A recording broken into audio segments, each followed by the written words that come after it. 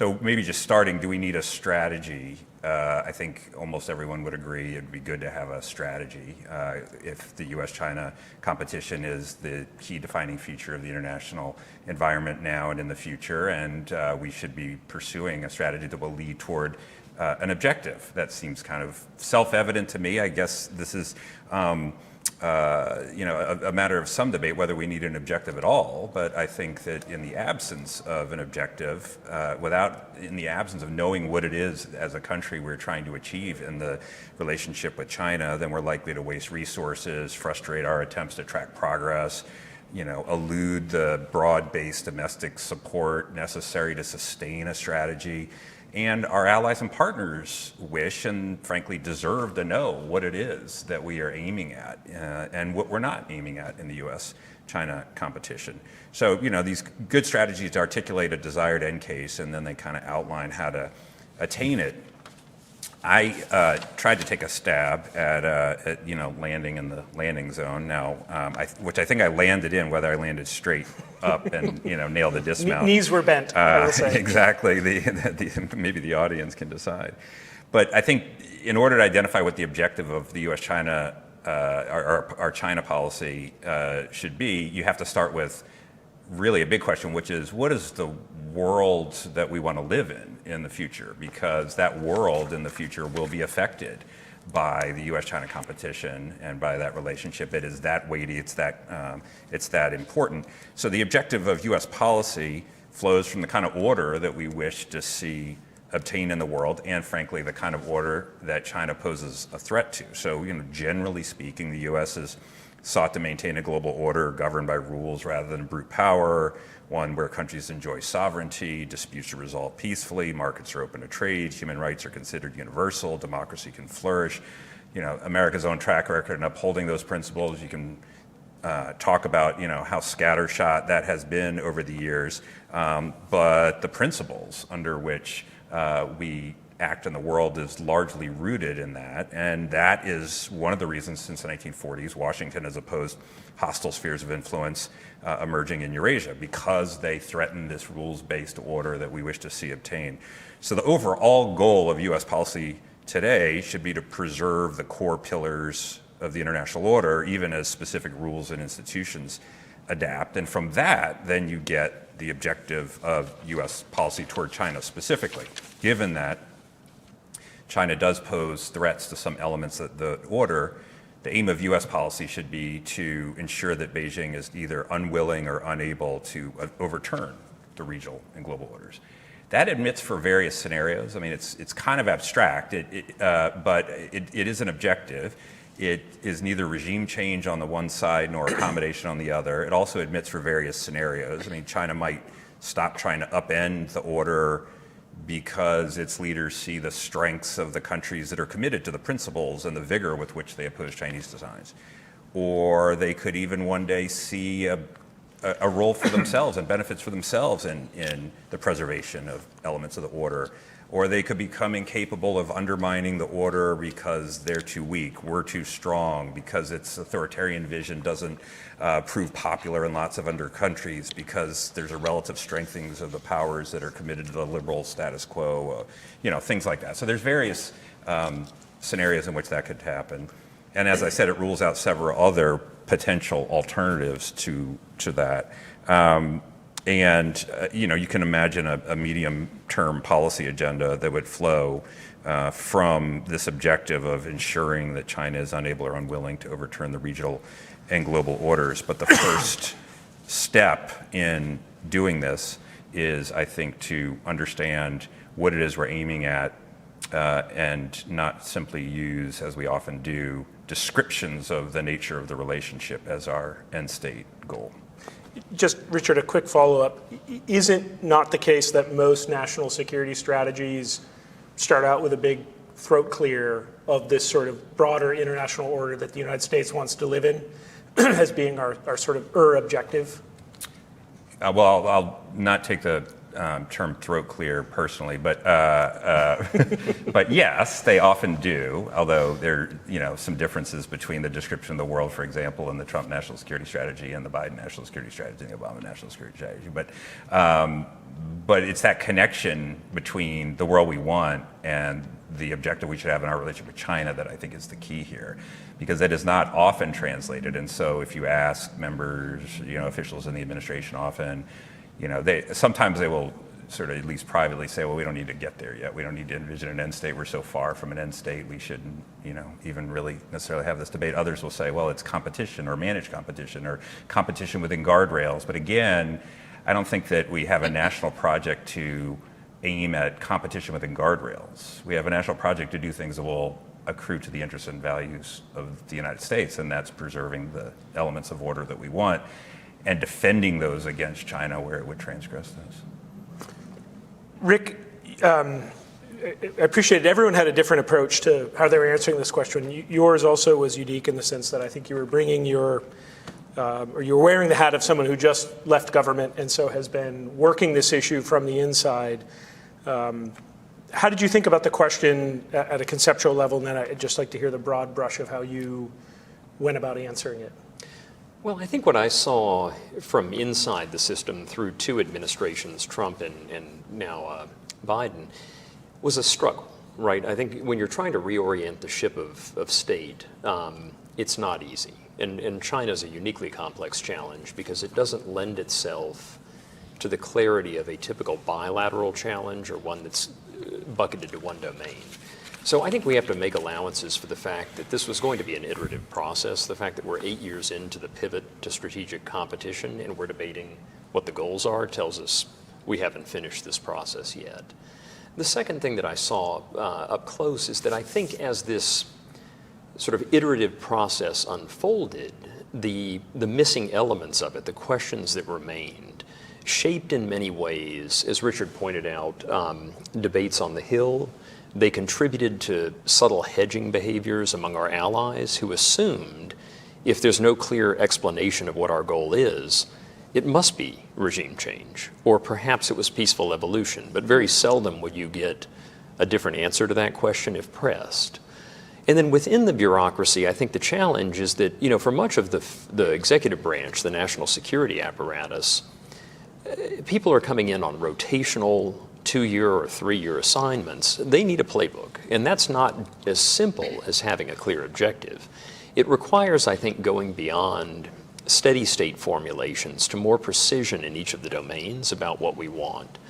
The final piece, and I think here I've got a lot of humility on this question, is we have to at least consider how all this matters in China. It's still a quarter of humanity. We are all still debating basic questions of how much of the challenge is China from a realpolitik perspective, how much of it is the Communist Party, and how much of it is specific to this leader.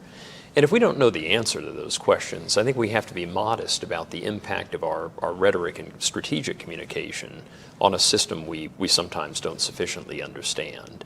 So where I came down in the end is that I think we would be best served by defining what it is we want. And I think we have to push past even some of the existing formulations that in the moment, and I think under this administration, might have been sufficient to pass domestic legislation and to rebuild alliances around a diagnostic theory of the case. Now we have to really be specific about when we say preserving the rules-based order, is the existing order sufficient? When the Security Council is paralyzed, when we're outnumbered in the GA, and when the battleground is now the UN specialized agencies and perhaps even the standard-setting bodies where governments are not present.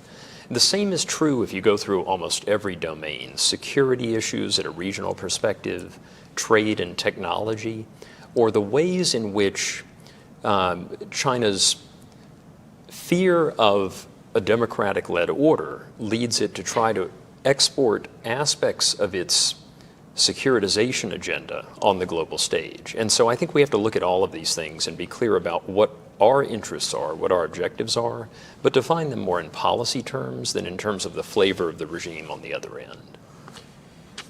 He's not here, but Zach Cooper had an essay in this report thinking about phasing of how we move through this. And I guess my counterfactual to you is it really only possible for us to be having this conversation now?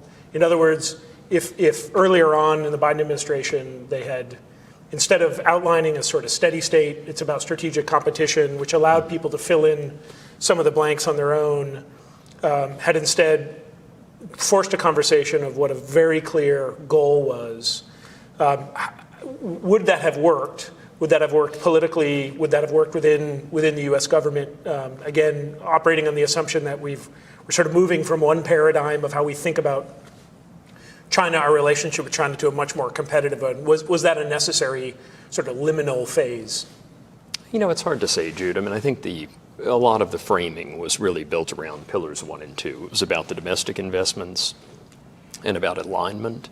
I think the Biden... Pillars 1 and 2 of a Secretary of State's Blinken's invest-aligned compete. So I think really the compete piece only became fully articulated towards the second half of Biden's term. And now we've seen what that looks like, especially after the November 2023 Woodside Summit.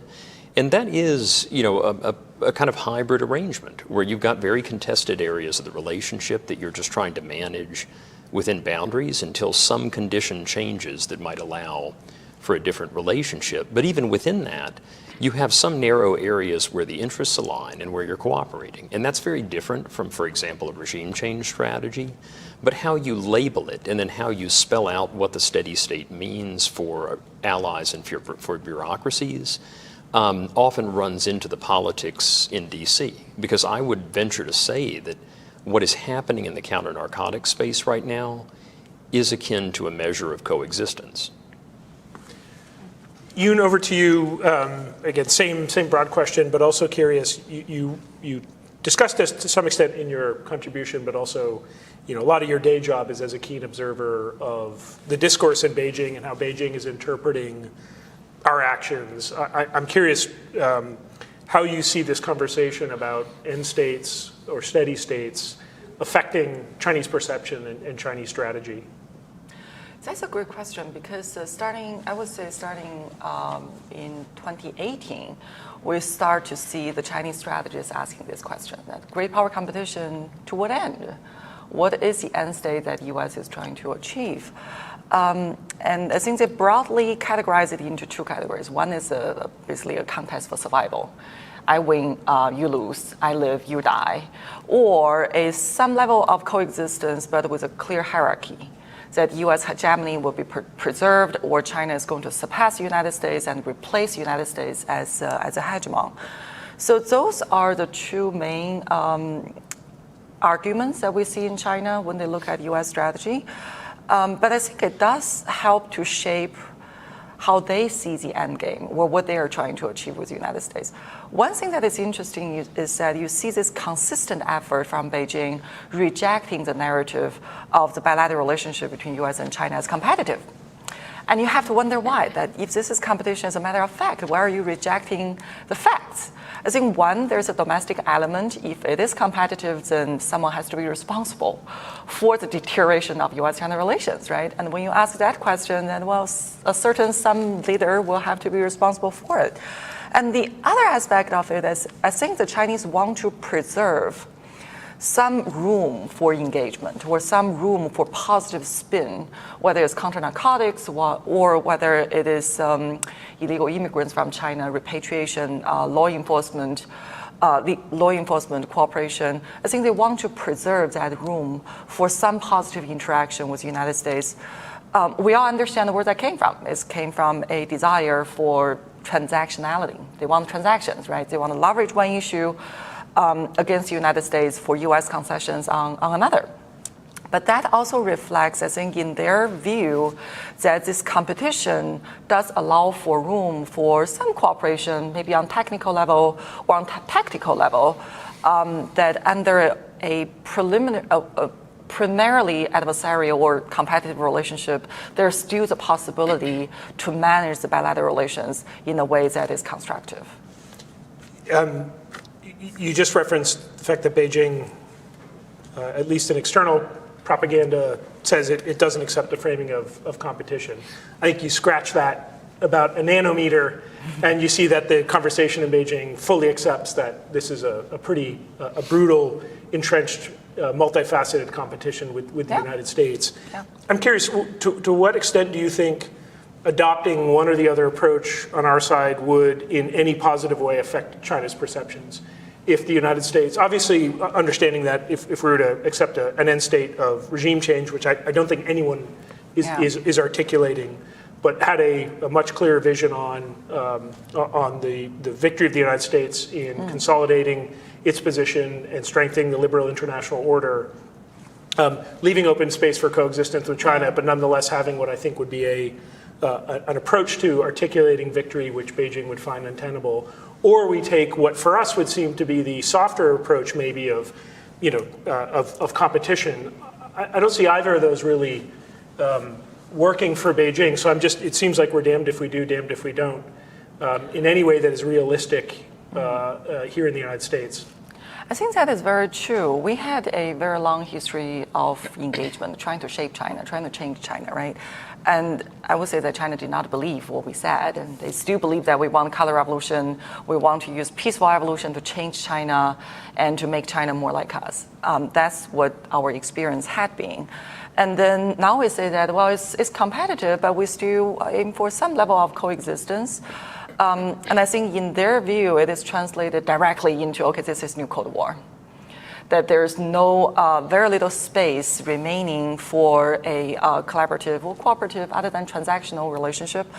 I think there is a tendency in Beijing to interpret directions of U.S. policy in the worst possible scenario, in the worst possible scenario. But I think what it also means is that if there's a tendency in Beijing to interpret the worst intention out of the United States, then what we say is our intention, what we proclaim as our end game, is not necessarily going to be the single factor that matters the most. Eventually, I really like the term the national quality or the contest of national quality used by George Kennan, because it is about competition and it is about the resilience of our state and our society, how competitive we are, how victorious we will be in this competition, and how resilient the Chinese state and society will be, right? And that is not a question that we can define from the very beginning, because that quality can only be revealed in that process of competition. And I agree with Rick that it's interactive and it's also reflective. And we can influence their perception, but in the end, it's going to be the reflection of who the nation is and how successful we can be in this competition. Which is why that I always feel that, well, end state or end game, but we're not at the end of the game. We're at the beginning of the game. And to define the end game from the very beginning runs a risk, well, self-fulfilling prophecies, and we see this argument a lot, that, well, what you define as your end game is going to affect how China reacts to it. That's true. And it could be an over-measurement of what we're trying to achieve. Because what if the Chinese society and the Chinese state is actually not that resilient? That we overstate our goal and run the risk of overcommitment of resources. So I feel that in the end, for us to define the end game is going to be after a process of the competition, of the interaction, and then we can truly measure that what is China's national quality and what is ours. Manoj, I'd like to turn to you. I think what made this report especially interesting, aside from the fine contributions of all the Americans, was bringing in some global perspective. And of course, I think everyone in Washington understands this is no longer a two-player game, that for both China and the United States, thinking about third countries is essential. So we had contributions from people from the European Union, from the United Kingdom, from Taiwan, and of course from India. So first of all, just curious how you entered into answering this question. I know your first thought was, well, why am I contributing to a report about should the U.S. have an end state or goal? But I thought you had a really fascinating answer to that. So I'd love to hear just how you think about where this question we're having here intersects with India's interests. And then also I'll have a follow-up on some of the work you're doing to try to answer what is India's vision of victory or end state in regards to China. Thanks so much, Jude. And again, thanks so much for having me as part of this report at this panel. I think, it was a useful exercise. The more I thought about it, the more I thought it was interesting and worth doing. I came at the question from primarily an Indian interest perspective, because I just don't think I could put on an American hat and do this. what I tried to do was I tried to see where our interests converge, where there is congruence, where do our interests converge, and try to sort of apply that lens. The answer that I came up with was not necessarily an end state, so I agree with some of what's been said that I don't think we need to necessarily define a clear end state. But from an Indian interest perspective, the answer that I came up with was that sustained yet contained competition between the US and China is something that works for India. Why is that the case? Primarily because, like it's already been said, the US and China are the chief protagonists of the international order today. Half of the world's defense spending comes from these two countries. They account for over 40% of the global GDP. There are deep economic and technological bonds that exist, which are fraying, which are stressed, but they still continue to exist. There is obviously this deep sense of systemic competition that seems to be increasingly baked in both systems, even in the Chinese system. At the same time, there are limitations in what both can do in terms of shaping the international order.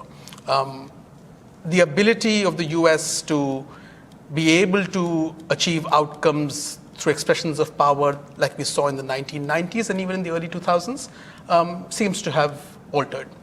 Likewise, I don't think Beijing has the ability to seriously shape international order through different instruments of statecraft, whether it's force, whether it's economic tools. There are limitations to that. And both have also a certain stake in the international order that exists as of now. Although, yes, there are revisions that are taking place, like Rick talked about, at different levels. So when India looks at that, India says, look, if this competition was to devolve into conflict, into some sort of Cold War akin to the Cold War that we had in the past, given the nature of India's relationship with the US and China, where the US is an indispensable partner and China is a massive neighbor which has demonstrated hostile intent, but with whom you eventually have to live because geography does not change. Unless, of course, the tectonic plates shift, but that's going to be a long time away. So you have to find some sort of space for action between these two. A Cold War puts you potentially on the front lines. You don't want to be there. It adversely affects India's interest in terms of its development goals, in terms of its goals to emerge as a global power. Likewise, any sort of acquiescence by the United States of China's primacy in Asia is again something that doesn't sit well with India. India desires a multipolar Asia. It can't be a global power if Asia is unipolar. So anytime there's a meeting between President Biden and Xi Jinping or any of the American presidents going forward also, in the past there used to be lots of newsprints in India which was spent on the idea of a G2 emerging and anxiety. Nowadays it's no longer as much newsprint, but it's a lot of WhatsApp forwards which are circulating. So you have this anxiety still, there's an undercurrent of this anxiety that exists because that again adversely affects India's interests. So some degree of sustained yet contained competition works for India because it also opens up new opportunities for cooperation with the United States and for negotiation with China. If I just go back 4 years in 2020, there was no Quad Leaders Summit that was taking place until what the PLA did on the frontier in eastern Ladakh. There was no ban on Huawei. We were discussing that ban on Huawei in our 5G systems for a couple of years, but there was no forward movement. And then Xi Jinping forced our hand. So I think that the stresses that this situation creates also creates opportunities for India. And that's where I think India would like the situation to sustain. In my recommendations in the essay, I'm of the view that yes, there needs to be coexistence, but that coexistence does not necessarily mean that there doesn't need to be friction. I think the United States needs to, and has been, and needs to continue to push boundaries with Beijing, because I think Beijing is pushing boundaries through the use of force. I think there might be a process where you go 2 steps forward and 1 step back, and that's fine. It might seem ungainly, but it's fine because that's the kind of world that we live in. Yet, I think there have to be mechanisms for conflict management, escalation management, and finally, again, from an Indian interest point of view, at the heart of this strategy has to be the United States working with allies and partners and a broad coalition of partners. India is unlikely to ever be a formal ally, a treaty ally, but India is likely to be an extremely close partner. I think Eric Garcetti, the ambassador to India, frequently refers to the idea of India and US as two countries, as two who have started dating but yet not committed. I think we're likely to stay in that situation for some time. That situationship is likely to persist. But that does not mean that we can't be really close. And I think that's the way that India would like to see that if that relationship helps boost India's capability to deal with China's ability to coerce, but also India's ability to pursue its own interests, and thereby shape a multipolar Asia, which I think on the basis of values the United States and India share, is in the interest of both the US and India. I'm being cursed for making a joke about throat clearing because now I'm having to cough every 2 minutes. But can I ask you what we were talking about just off camera, that now you're doing some work on thinking about India's question around end states in China. So it might just be interesting for listeners and for us here to hear about what the state of that debate is. How much thinking is there happening about specific goals, whether that is creating steady-state equilibriums, whether that is thinking about a more defined set of what victory or success looks like in India's management of the relationship? Just curious what the state of that conversation is. I think it's still early days in that conversation. I think that it's really strange, right? I mean, India has been dealing with China, or China has been dealing with India. They have been dealing with each other for a couple of thousand years. They've been neighbors for quite a long time. Yet I think we're in a new sort of state where volatility is likely to be the nature of the relationship. And that's for many reasons. That's for structural reasons like India and China both rising, although at differential levels in some ways. There's a power differential. But both have risen, both have greater capacity to pursue their interests, both have greater political will in their systems to pursue their interests. And that greater capacity leads to friction. So for example, on the boundary, once there's better infrastructure, both the soldiers are engaging much more with each other because previously they couldn't reach those places. At the same time, there is a power asymmetry. And as much as that power asymmetry is there from an economic point of view and the resources that one can therefore bring to bear, it's also there from a firepower point of view. But again, that to me, that is limited because firepower asymmetry depends on terrain, location, so on and so forth. But it's also in the mind. I think Beijing sees itself as a major power and India as an inferior regional power. And therefore it chooses to coerce because why would an inferior regional power inhibit a major power's expression of what it believes is its due sort of space in Asia? And finally, of course, the nature of the US-China relationship. So for those reasons, volatility and friction is part of the relationship. I think in India, we talk about arriving at a new modus vivendi with China. It's essentially undefined right now, but the idea is to try and find a steady state where both can learn to coexist and friction can be managed because friction is likely to be there. I think the current discourse in India is around figuring out how do you address the development versus security dilemma with China. And I think there's lots of parallels in that in terms of what's happening in the US, what's happening in Europe. But we're still sort of figuring that out. We're in early stages of that conversation.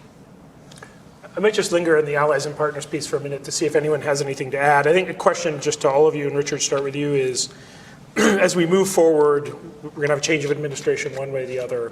So a chance to reevaluate how we conceptualize and articulate a China strategy. How large of a role, what percentage should we be incorporating how we articulate a China strategy factoring into conversations in New Delhi and Canberra and Tokyo and Berlin, the allies and partners that matter, how much should that weigh in these conversations, especially when we have a hard enough time mobilizing, consolidating here? I mean, that's some complex trigonometry, but just how large a role do you think that should play? And how we even define and articulate that end state? Well, I think that is the allies and partners aspect of this is a reason to articulate the end state, because we may be convinced that either we know what we're after or we don't need yet to figure out what we're after. And we may also conclude that no matter what we say to the Chinese, they won't buy it one way or the other. But that still leaves a lot of countries out there that are very uncertain about the nature of this relationship and what overall US intentions are today, pursuant to some objective down the line. Some countries will think, depending on who's in the administration, this is all about regime change, however clothed that may be in other verbiage and things like that. If you go back far enough, people worried in the region about a G2 world in which there was a combination that would cut them out. Now, there wasn't much for that really there either, but some of this stems from mentally filling in the blanks where those blanks exist, and by articulating what it is that we want to achieve, then we can bring our allies and partners hopefully closer on board with that vision and bring it to a vision that is also closer to them. Because if the vision is we Americans win and they lose, or we Americans and they Chinese get together and work it all out, or whatever your formulation may be, then the obvious question for many ally and partners, what the hell should I join you in that enterprise, right?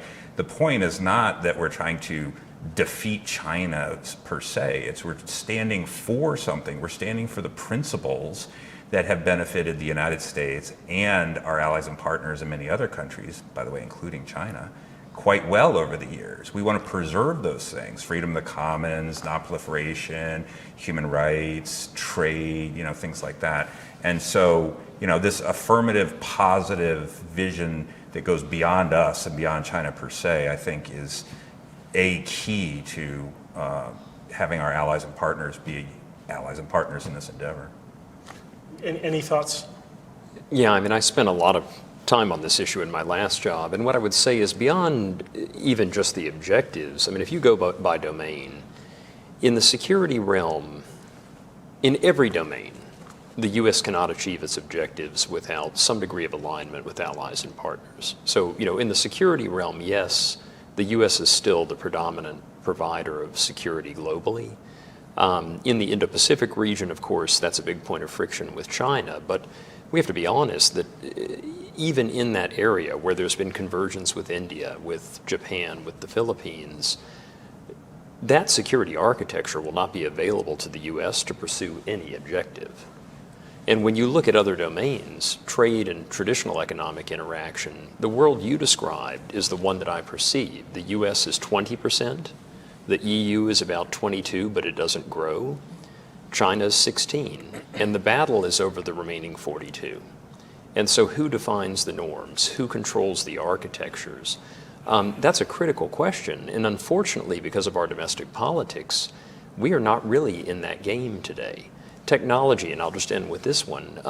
I was very struck by the Special Competitive Studies project. They put out their semi-annual rack and stack of where China is dominant, where the U.S. is dominant, and what areas are contested. And the reality is that the world is kind of a 70-30 place now, where yes, the U.S. and its allies control the technological frontier in most areas, but not all. And as we look at the direction of travel on renewables, it's very plausible to see a world in which China is the standard setter. Europe is in China's tech stack, and the U.S. is left out in the cold. So in all of these areas, I think that it's not just the objective, it's also the ability to set steady state realistic goals and then constantly assess those goals against the realities that are emerging, because we may well have to recalibrate. Any thoughts on allies and partners? But then I had a follow-up question for you. I do have just one observation, because I'm a China analyst, so I watch where China is, how they process information, what is the logic of their policy, and I think this concept, this rule-based international order, I think a fundamental element of contention or of debate is U.S. hegemony a part of that rule-based international order? I think that's a fundamental question that defines the tension between U.S. and China, right? And the Chinese will say that, well, yeah, rule-based international order, UN is what we respect, UN Charter is what we enshrine, but this U.S. hegemony is not part of the international order as we know, but U.S. is trying to project it or define it as a part of the rule-based international order. I don't think there's a clear answer either here or in Beijing as for how to answer this question. But I just want to make a note that this is a part of the fundamental issue or the fundamental conflict as I research on Chinese grand strategy and their foreign policy. And it also helps to, I guess, question where our allies and partners are, right? Europe has a very close trade relationship with China. The tension is growing. But when we see, like, for example, how the Chinese approach the Europeans, part of the argument is that U.S. has a hegemony to protect. You don't. So why are you in this fight, right? Why are you protecting basically a geopolitical competition between U.S. and China, where U.S. is trying, well, it's basically a competition for primacy. And Europe does not, well, in the Chinese argument, does not have a fight in it. So I find that angle is potentially not sufficiently explored in the policy narrative and in the studies that we do. You mean here in the United States? I think in the United States we conveniently ignore that question. I think we just have a blanket statement that of course we're on the same side. Of course, this is a rule-based international order, but we don't try to deliberate what the differences are, or whether the differences actually exist. And can you walk me through what is the distinction for Beijing? If U.S. hegemony isn't baked into a rules-based order, what does that mean for China one way or the other? I think the Chinese It can tolerate a rules-based international order that is liberal and open if the United States is not sort of playing a dominant role in sustaining it? I think for them, whether the rule-based international order is by default free and open is also subject to debate. Because in the Chinese narrative, when they look at the number of democracies and look at the total number of countries in the world, well, who really represents the majority, right? Who is really the mainstream opinion in the world?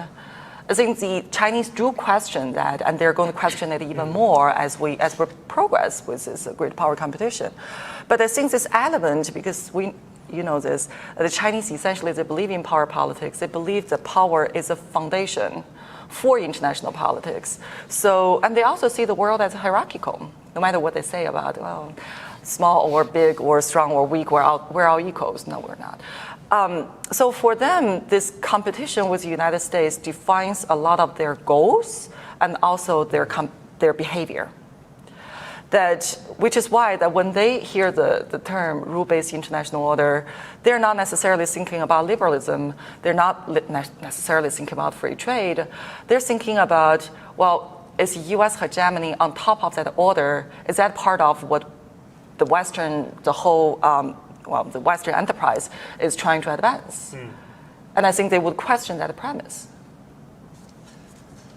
Manoj, I wanted to return to something you had mentioned earlier, which to me strikes me as the sort of Goldilocks theory of U.S. presence in the world, where not too much, not too little. Yeah. And I think you hear that from countries in the region where the dial is cranked to too much. There's shock, horror. The United States is being belligerent. If that dial is turned down too much, there's horror at a neo-isolationist the United States. I'd just like to hear your thoughts on how you see that debate playing out across. I mean, you're traveling around the region.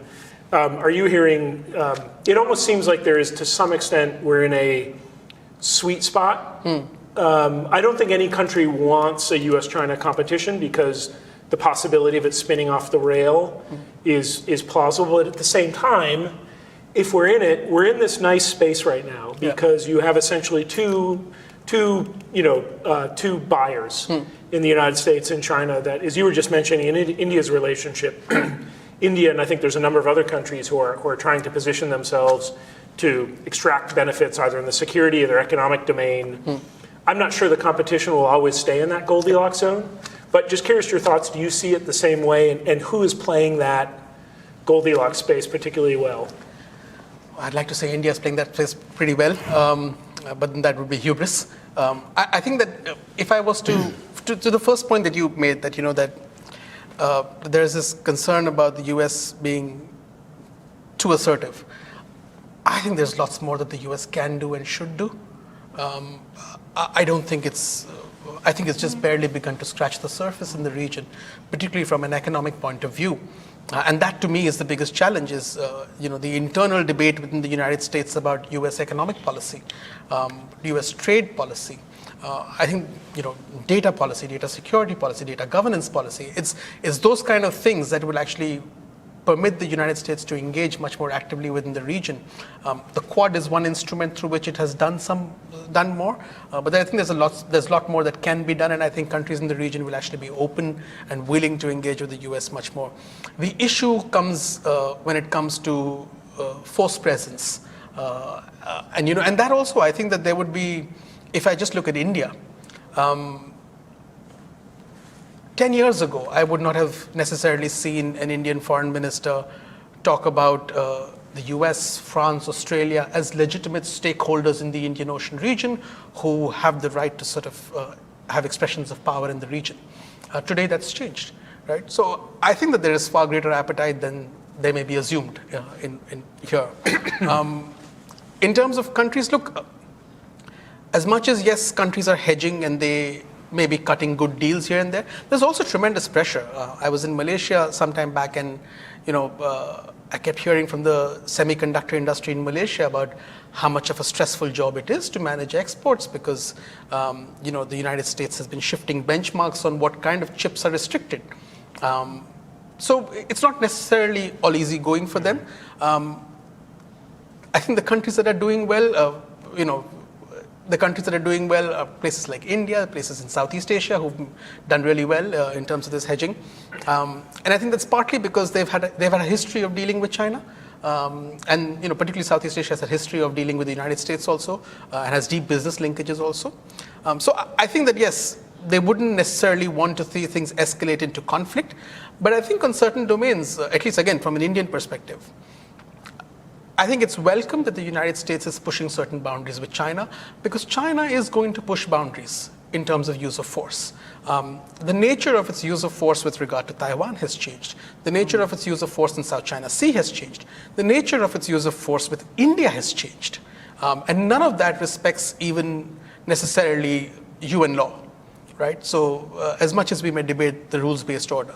And so therefore, I think it's, from my point of view, I think it's much more welcome that the United States is pushing certain boundaries. And again, it probably will be a process of 2 steps forward and 1 step back, and then you recalibrate. And to me, that's fine. Again, the caveat is that nobody wants escalation into conflict, but unless you push some of those boundaries, or to use a phrase that Xi Jinping uses, unless you explore extreme case scenarios, you're not really going to get to find out where your boundaries are. We've only got about 15 minutes left. I want to just change the topic slightly here. And Richard, I wanted to ask you about the role of public communication on China and China strategy and how that matters. I'm struck by one of the quote-unquote advantages of just framing this as a new Cold War, even if we're a bit fuzzy about what our 1989, 1991 moment looks like, is it is a clear message that has some resonance with the US public. It doesn't require much additional explanatory language, and it fits in many ways the broad parameters of what we're dealing with. We have 2 big rival superpowers, one a democratic market economy, the other run by a Leninist, one-party communist state. This is a multi-domain global competition. One of the challenges, I think, with the Biden administration's approach, although I thought it was largely effective, is it requires a lot of caveats and a yes, but, and this and to be able to communicate even just how the allies and partners piece, matters to U.S. strategy. So again, if we're thinking about a new administration coming in and how we should just even communicate on China policy, do you have any thoughts on what might be some building blocks of that? And how would we take a more sophisticated strategy on China and find ways that we're going to communicate that such that policymakers, when they're meeting with voters, are getting buy-in to potentially be raising taxes, to be spending more on the military, to be fixing our defense industrial base. Again, I'm sorry to belabor this question, but getting folks serious about doing big structural changes around defense industrial base doesn't always work if you have a China not as 10 foot tall, but China is 5'9". It's a great question. And I think, as you say, the easy way is to say, we've been in a Cold War before, we're in a new one now. We have to do all these things, and we have to do them as soon as possible, or the communists are going to win. But that, I think, is a bad approach for a number of reasons. One, I think just in terms of policy making, I'm not a big fan of the Cold War analogy. Certainly there's some things that sort of rhyme and lessons with the Cold War and lessons that one can derive, but there's also plenty of differences, including the economic integration and the unlikelihood that there's a Gorbachev sort of waiting in the wings and all kinds of other things. And so you end up clouding your thinking potentially as much as you clarify it when you talk to, especially publicly, about what will be necessary. certainly the presence of an external threat motivates America, or the perceived presence of an external threat motivates Americans to spend resources and undertake activities that they wouldn't in the absence, right? So we saw this during the Cold War, started during the War on Terror, and sometimes it's very far afield from what the actual thing is, right? The interstate highway system was to win the Cold War in some ways, right? They invented the internet, GPS. I mean, all these things. During the War on Terror, we doubled the foreign aid budget because of this sort of theory that more development aid would mean less terrorism, et cetera, et cetera, et cetera. And what you see now is the perception of a threat from China already making things possible that would not have been possible domestically just a few years ago. If you want $50 billion for semiconductors, you can get it. Yeah. You couldn't get that a few years ago, and you couldn't get it if you just said, well, it's really good because these are the kind of industries of the future, and we like Arizona a lot, and things like that. You would have to say, no, we're doing this because we're motivated to do it, right? If you want all of the sort of defensive economic measures we put in place on export controls or any of this other stuff, you can get it. What can you not get? Well, you can't get, so far, a big increase in defense spending. You can't get a trade policy, an affirmative, proactive trade policy. You can't get huge changes to legacy weapons systems, and you can't get a strategic immigration policy that would say, in order to compete more effectively with China, we'll get the best people from all over the world and they'll contribute to our economy rather than anybody else's, right? Because those are politically too hard. The question is whether, as the perception of China's threat increases, you can start to achieve some of those things that I think are necessary in order to be successful. Certainly the way you frame the China threat or the China challenge and our objective can make that more likely. But again, you have to be careful, right? I mean, you don't want McCarthyism in this country again, right? You can go too far. You also inject anxiety into the body politic where it is not necessarily warranted. So there's a balancing act here to be, I think, objective and realistic and clear with the American people about what the threat is and what the stakes are, but in a realistic way that will try to motivate them to support policies that we believe are necessary to deal with this, but not go overboard and either turn inward with their hostilities or go around and having people duck under their desks again like they did in the 1950s. I guess ask you to build on Richard's point here, and especially again just having recently been in the bowels of policy making. Lessons learned and also guidance or advice for any incoming administration on, I think, I was going to call it the Goldilocks, but how do you find that balance of sufficient attention to the real world, realistic threats China presents, but sufficient to also mobilize resources to be able to tackle those. But on the other hand, not finding this tipping over into 1950s McCarthyite scare, which can lead to a distraction, a misuse of expenditures on non-existent threat A instead of real threat B. Yeah, well, I think you need an inside voice and an outside voice. I think the outside voice has to speak to a lot of what Richard talked about. You need to find a line between, mobilization, which is what we're talking about here, and pushing things too far. Because I do worry, industrial policy, we are in that game now. It's essential, but the constituencies and the interest group politics that come with it, the waste, the fact that it hasn't thus far really been an unadulterated success, even in the semiconductor space, if you look at Intel stock. So we have to be cautious about how far we are pushing in a fiscal environment where there are different constraints from where the Trump administration came in years ago. I think the inside voice that I'm talking about, I think, is almost more critical, because when I look back at the foundational documents, the NSC 68s and the subsequent documents that were articulated at the beginning of the Cold War, what they did, and they changed over time, is they walked the executive branch and the national security bureaucracy through the logic of why certain strategic options were not available and why the one that was chosen was decided. But then it went further and touched on every aspect of national policy, including fiscal and taxation. And I think that's what we really need now, is to go beyond just the top level framing to something that your typical U.S. ambassador in a third country understands at that degree of fidelity. So those ambassadors and the other 1,400 parts of the executive branch who have some legal or regulatory or communication authority related to China understand what we're doing. Because I think if you don't have that, there is a little bit of a risk that you have an everything everywhere all at once dynamic that can contribute to the waste you highlighted in your article. Any other thoughts on just the mobilization issue, why we're on it?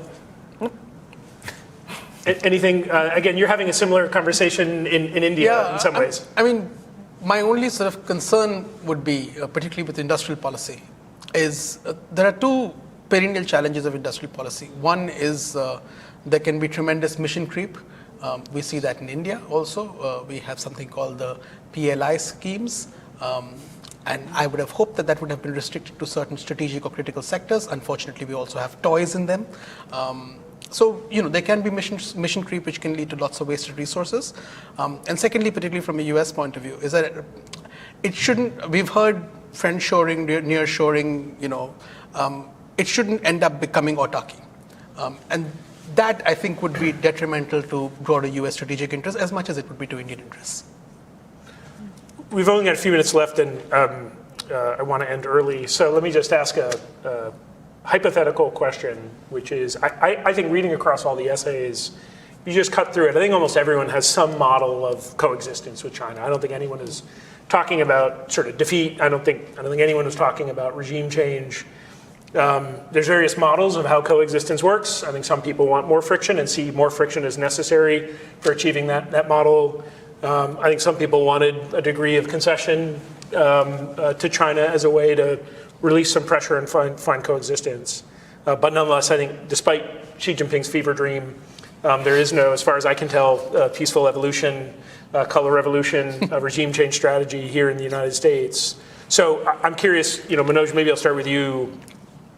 15 years, you pick up in the book on how the United States navigated this incredibly dangerous, tenuous period, how it worked with its allies and partners, India, to do so.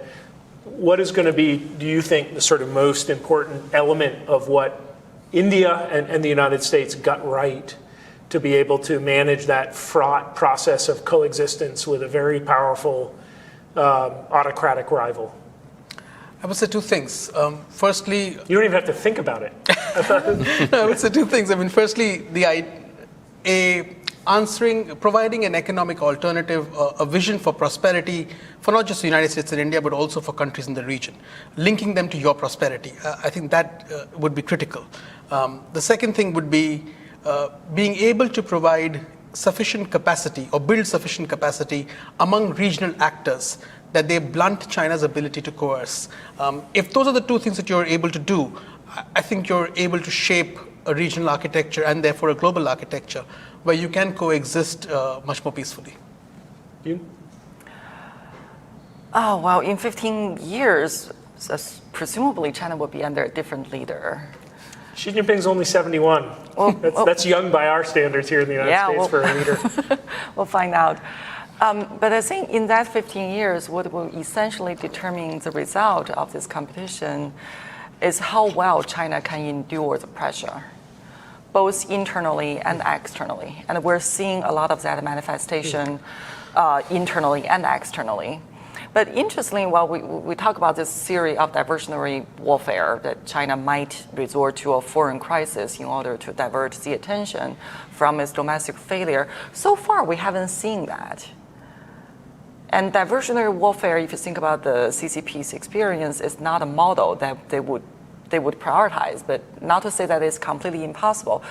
So I think it will be interesting to observe that in this process of competition, with more pressure that we exert on China, both in terms of the technology domain and the economic domain, as well as diplomatically and politically in the region, how well China can sustain that pressure. I think that will be the focus of the contest and the competition. Rick? Well, my dream are the four things that Richard mentioned on the US side. And on the Chinese side, imagine a world in which China has more demand for its own products. The overcapacity issue starts to erode as a point of friction.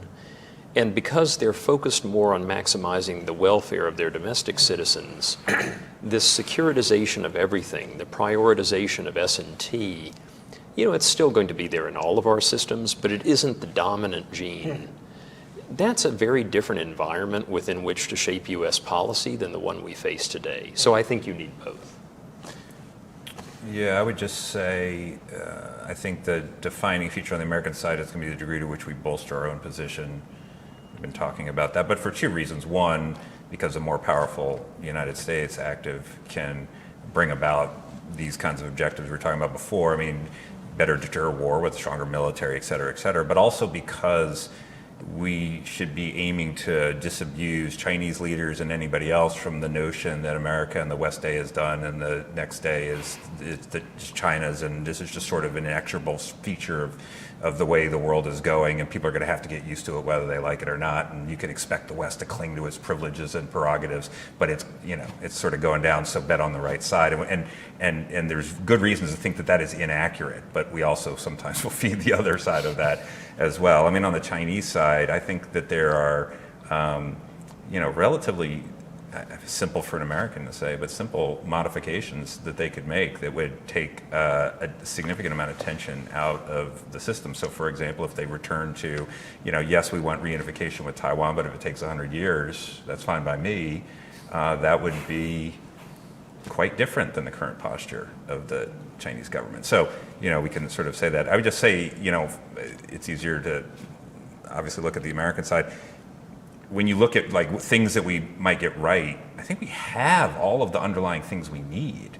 We have the economy, the military, the geography, the innovation, the alliances, the global posture, the values. We have all, I mean, you augment all that, yeah, sure. We have everything we need to obtain the kind of objectives we're talking about in this big competition with China. The question is whether we're going to put them together in the right way, on the right timeline that is going to be effective.